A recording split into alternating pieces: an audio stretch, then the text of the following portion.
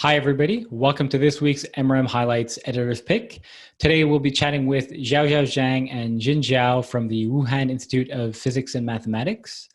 Their paper is on the discovery of a CEST MRI contrast agent that has a very high upfield shift and its potential application as a tumor contrast agent. Zhao will also be sharing with us a few anecdotes about having met Erwin Han and what impact he had on Zhao's research. And so with that being said, let's take a look at their slides. Hello, I'm Professor Zhou and Vice Director of the National Center for Magnetic Resonance in Wuhan and the Wuhan Institute of Physics and Mathematics, Chinese Academy of Sciences.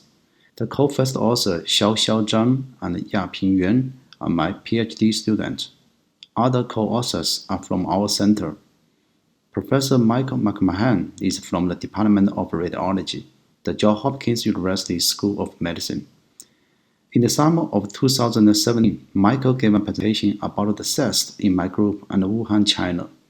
We noticed that all of the CEST agents resonate downfield from water and no single report except NOE's upfield. This makes us exciting because Qin Bing and Qian Li do some porphyrin work in my group, and we have noticed the fingerprint NMR signal and -2 ppm upfield from the TMS. We quickly jump into the lab and get some TCPP to test, resulting in the findings of this paper. Free-based porphyrin as CEST MRI contrast agents with highly upfield shift labile protons. CEST MRI contrast agent representative and attractive alternative because these agents do not require inclusion of heavy metals and can instead provide contrast using exchangeable protons and metabolites or other organic diamagnetic molecules. One main drawback of the CEST agents is the small delta omega between the exchangeable protons and the water protons. This may lead to deleterious effect from the direct saturation of the water protons and increased background signal from endogenous exchangeable protons. Further shifted protons for enhanced CEST contrast and low field scanners can be found on molecules such as salicylase analogs. However, CEST agents with the highly upfield shifted protons, which present sensitivity advantage, remains elusive. Herein, we show that several properties substitute free-based porphyrin and chlorine possess two protons, not the resonant, and a remarkable -9 to -13.5 ppm from water. These CEST peaks are shifted well outside of the range of other lowering labile protons, with highly upfield shifted labile protons for enhanced detection. To the best of our knowledge, no other diamagnetic CEST agent has been reported at such low frequency. The inner imine protons in the center of the TPPS4 possess a large upfield chemical shift from water. Delta omega equals 9.75 ppm, far shift from the majority of the endogenous metabolites and NOEs, and the exchange rate in the slow to intermediate exchange NMR regime and make this agent well suited for the CEST image. To get a better handle on what the range of the CEST properties are for free-based porphyrins and chlorine, we test the series shown in Figure 3, including metabolites from the homobiosynthesis and synthetic water-soluble porphyrin. The exchange rate of these molecules are suitable to allow robust detection, with the substitution of the range playing an important role in determining both the labile proton shift and exchange rate. To test how well these upfield CEST agents could be detected, We performed an in vivo study in mice tumor model. CEST images show the distribution of TPPS4 within the tumor, and the peak CEST contrast was 9.5% and minus 9.75 ppm after injection of TPPS4 and greatly decreased over 3 hours. The advantage of the remarkable upfield signal is evident from Figure 4b, where the peak of the TPPS4 is far removed from the background saturation transfer signal detected at the negative MTR values from 0 to minus 6 pm. In conclusion, we have demonstrated that porphyrin and chlorine are promising new set of the diol CEST probes, with chemical shift far upfield from conventional organic CEST agents. Second, this type of highly upfield shift probe could improve the sensitivity of existing CEST method. Lastly, our findings potentially allow inserting MI into photomedicine for multimodal diagnostic and therapeutic studies. Maybe to start off, you could tell us a little bit about yourselves and your background. Xiaoxiao, I'm the PhD student of Xing in the Wuhan Institute of Institute of the Physics and Mathematics. This is the first time we do the CEST, some research work on the CEST MRI. So we carefully checked some of the contrast agents, and finally we found the porphyrin is perfect for CEST imaging. It's likely it works. Maybe Jin, maybe you could tell us a little bit about your background and what your group typically focuses on. Oh, sure, yeah. Yes, my pleasure to, I think this is my first time to introduce my group on MRM. Actually, I got my PhD from the same institute I'm a faculty right now. So I got my PhD from Wuhan Institute of Physics and Mathematics, so which affiliated Chinese Academy of Science.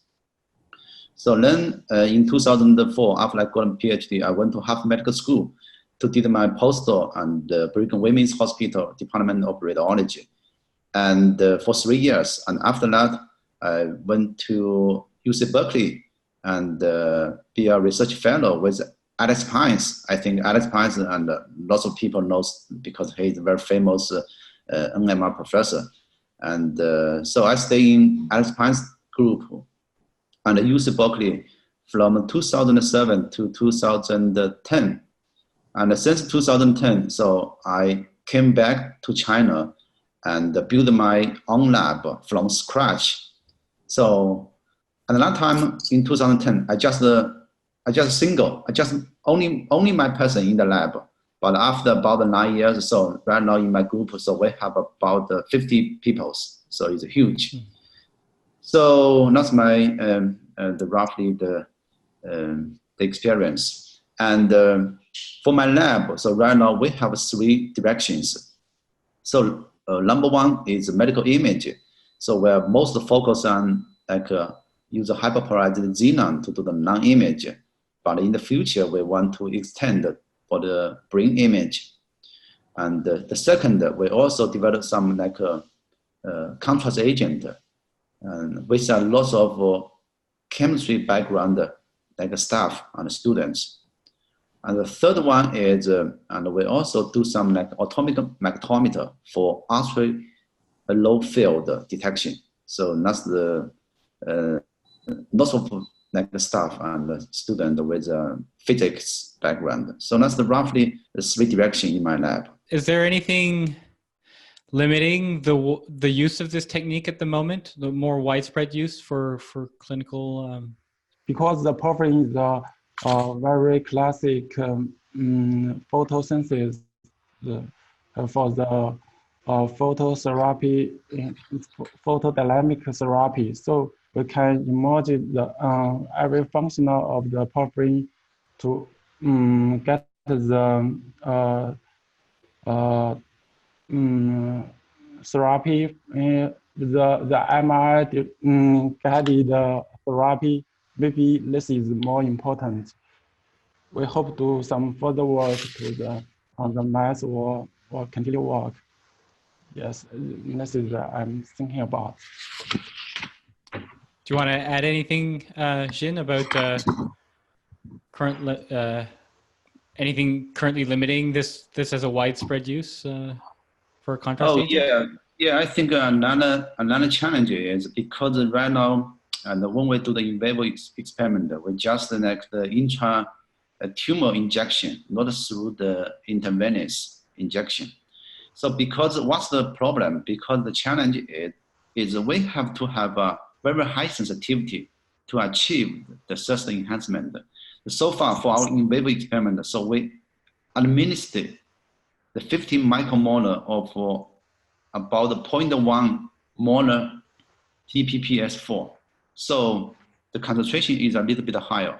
So if we want to apply this in the clinical, in the human in the future, we still need to find out lower the dose for the human application. So that's what we are working on, and to find out if we can just integrate this CEST agent with some hyperpolarized medium, because hyperpolarized medium, it can achieve a very high sensitivity.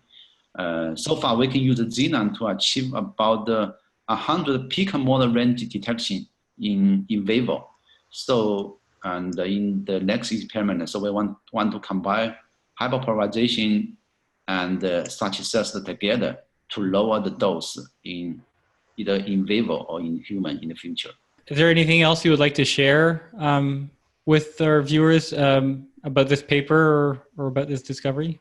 I think, we share most the story with this. And I think this paper and the idea originally just come from a very, very tiny signal. So I just want to share the experience to either my student or some other faculties. So when you find a very tiny signal, and you should think about it and compare to the existed result, and to find out the new feature or the new application. Just as I recall a story, because Evan Hunt, so you know the Evan Hunt, who is the inventor of the spin echo. So when I was in Berkeley, so I talked with Evan Hunt, and Evan Hunt, and he told me how he found out the spin echo, because he just used 90 degree and then add a more 180 degrees. So that is not FID, it's just echo. And for the first two experiments, and he just throw, because at that time, he just print on a paper, and he just throw the spectroscopy of the spin echo to the trash bin. And then after 2 days, and he found out and that signal means some useful, and it can be used for enhance the sensitivity, get a better SNR. I think the same thing. I really appreciate the mentor from Evan Hunt and Alex Pines, and they taught me how to do the research. And even they have very tiny the signal, or some very small. It's just like noise. You cannot just ignoring it. You should find out how to use it and to amplify the signal, and so that it can be useful for the other field. I think I would like to share this story to use. Is there anything you'd like to share, Xiaoxiao, about your experience?